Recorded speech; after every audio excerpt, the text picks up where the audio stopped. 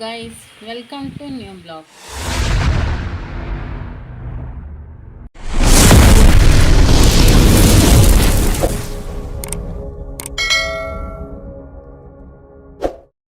ಇವತ್ತು ವಾಂಗಿಬಾತ್ ಮಾಡೋದು ಹೇಗೆ ಅಂತ ಹೇಳ್ಕೊಡ್ತೀನಿ.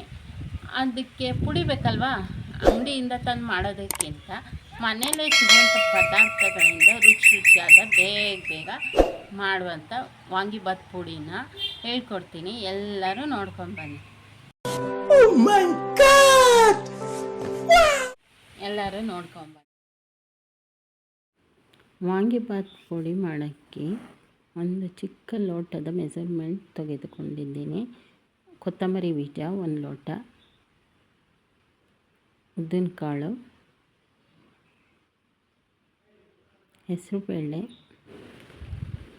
ಕಡಲೆಬೇಳೆ 1 ಲೋಟ,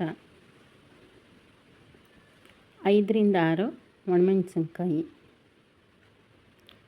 5ರಿಂದ 6 ಬ್ಯಾಡಗೆ ಮೆಣಸಿನ್ಕಾಯಿ, ಚಕ್ಕೆ, ಲವಂಗ,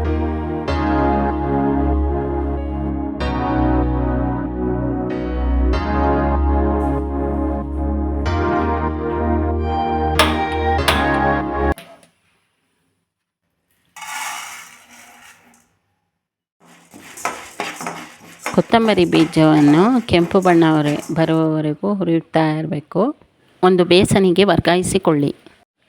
ಉದ್ದಿನ ಬೇಳೆಯನ್ನು ಕೆಂಪು ಬಣ್ಣ ಬರುವವರೆಗೂ ಹುರಿದುಕೊಳ್ಳಿ. ಅದನ್ನು ಒಂದು ಬೇಸನಿಗೆ ವರ್ಗಾಯಿಸಿಕೊಳ್ಳಿ.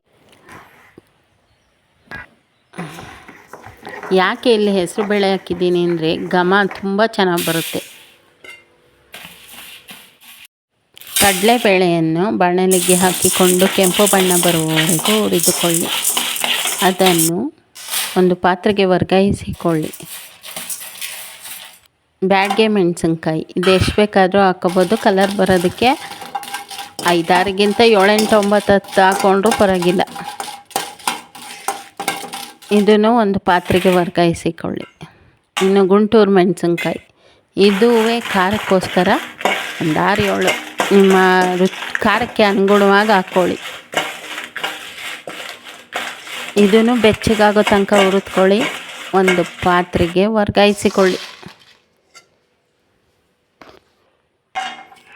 ಚಕ್ಕೆ 4-5 ತುಂಡುಗಳು ಹಾಕ್ಕೊಂಡು ಹುರಿದ್ಕೊಳ್ಳಿ ಬಾಣಲೆಗೆ.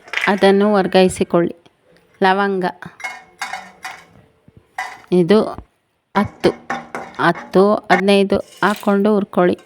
ಅದನ್ನು ಒಂದು ಪಾತ್ರೆಗೆ ವರ್ಗಾಯಿಸ್ಕೊಳ್ಳಿ. ಇವನ್ನೆಲ್ಲ ಮಿಶ್ರಣ ಮಾಡಿ ಫಸ್ಟು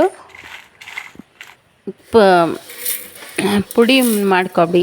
ಕಡಲೆಬೇಳೆ ಎಲ್ಲದನ್ನು ಹುರ್ಕೊಂಡಿರೋದನ್ನು ಪುಡಿ ಮಾಡ್ಕೊಳ್ಳಿ. ಆಮೇಲೆ ಮೆಣಸಿನ್ಕಾಯಿನ ಸಪ್ರೇಟು ಪುಡಿ ಮಾಡ್ಕೊಳ್ಳಿ. ಏಕೆಂದರೆ ಇವೆಲ್ಲ ನೀಟಾಗಿ ಮಿಶ್ರಣ ಆಗಬೇಕು ಅಂದರೆ ಮೆಣಸಿನ್ಕಾಯಿ ಪುಡಿ ಆಗೋದಿಲ್ಲ, ಅದಕ್ಕೋಸ್ಕರ.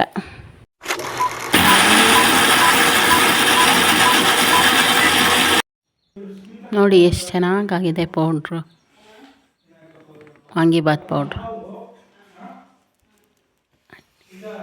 ಘಮ ಅಂತ ಇದೆ ಪೌಡ್ರು.